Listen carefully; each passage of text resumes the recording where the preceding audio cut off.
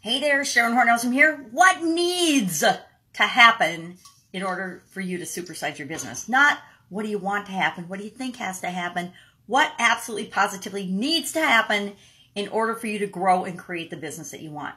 I have a mentor that recently posed to me the question, what do you need to become, or who do you need to become to be the leader that you want to be, or to create the business you want to create, or to have the life of your dreams, or to get whatever it is that you want to get?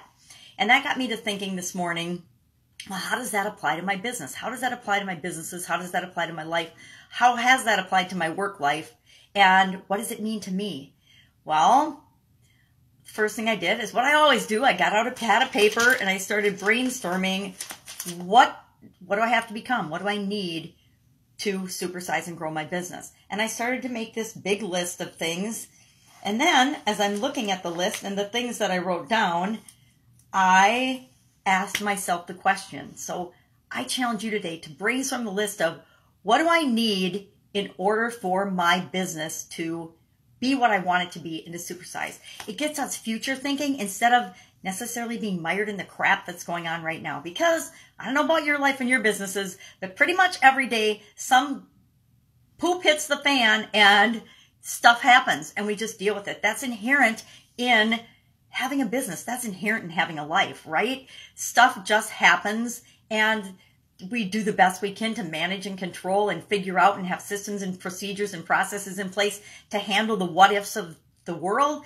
But things that we can't even imagine happen every single day. That is the nature of life. Our life is always changing. Everything around us is always changing. Life is pretty much chaos and we're in the middle of it, orchestrating how we want things to be. So I started looking at my list and some of the things on it. And I remembered back to growing my Italian food manufacturing business. And one of the things that I consciously decided was that we were going to only be this big. We were only going to be a certain size. And as I'm making this list today, I realized that because some of the things that I wrote down in my brainstorm were, if we're going to grow, in order to grow, I have to work more. I have to work harder. I have to put in more hours. Another thing I wrote down was, if we make more money, we have to pay more taxes. We have to deal with the ramifications and the outcome of making more money. Now, these are two examples that I'm pulling up for a really specific reason. And why I'm asking you to look at your brainstorm list and ask the question, really, is this really true? Is this a fact? Is this an absolute truth? Or is this just a matter of my perspective and what I'm thinking and the way I am looking at it? Guess what? I don't need to do everything in my business. I don't need to work more or work harder to grow my business. And what I actually found in the Italian food business was that I could work 10 hours a week and actually have a bigger, better business than when I was working 70 to 80 hours a week. How ego-busting and enlightening was that little discovery? Amazing. The other one was the whole tax question. I have no idea where that belief came from, but that was a belief that I had that was totally limiting my ability to supersize and grow my business. So bottom line, what does all this mean? Why do I want you to brainstorm a list of what do I need to supersize my business? And then I want you to step back and look at that list and say, really? Is this really true? And I'm going to sneeze. Sorry. Excuse me. Is this really true? Because it's a way to identify our limiting beliefs. And what I will tell you as a painful confession is whenever I do an exercise like this, whenever I ask this question of myself or any of my coaching and consulting clients, this is what happens.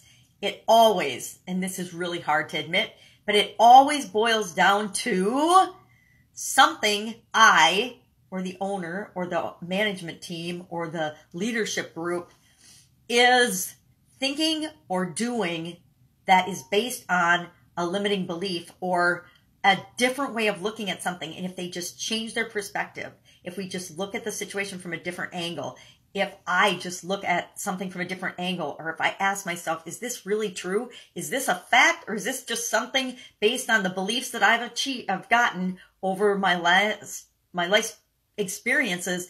Is this really so? And the way to know if it's true or not is say, is this absolutely fact and true for anybody on the planet? Everybody on the planet? And if the answer is no, well, then it's not true for me either, right? So if I think that the only way to grow my business is if I put in more hours and I work harder, I ask myself, is that true for everybody else on the planet? Well, absolutely positively not. Think of Tim Ferriss, the 4-hour work week. Think of, Steve Jobs, Bill Gates, Warren Buffett. They don't have to work harder to make more money, right? So if they don't have to, neither do I. And that's what I do now. I say, okay, well, is this just the way I'm thinking and looking at this? Am I the one holding me back?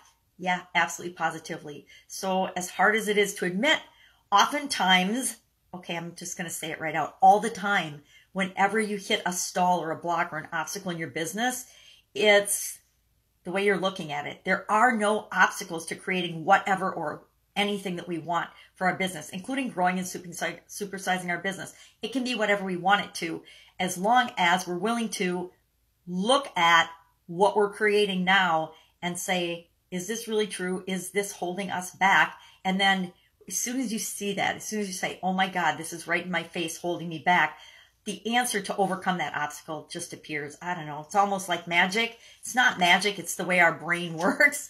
But again, once I realized that I was my biggest obstacle to building my businesses, actually to becoming the person I want to become, to being and doing and having whatever I want to be or do or have, that was kind of scary, because it's like, all right, I guess I am a problem to myself, but I am a problem to myself. That means I am also the solution to the problem. It's a matter of asking a better question, asking other people, well, is this true for you? How did you overcome this? Because guess what? We are never the only one that has the same belief or the same obstacle or the same challenge.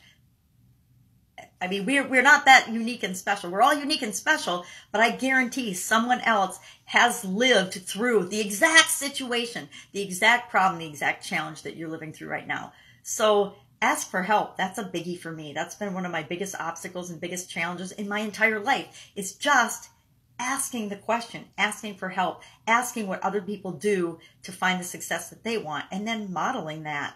So do this today. Brainstorm. What do I need to, or what do we need to, it's a great management team meeting topic. What do we need to supersize and grow our business? And you can fill in the exact goal of what you're trying to achieve. What do I need to be $1 billion business? Or what do we need to create to be $1 billion business? What do we need to create to make $100,000 a month? What do we need to create to make $5,000 a month, $2,000 a month, whatever it is for you and your business? That's it.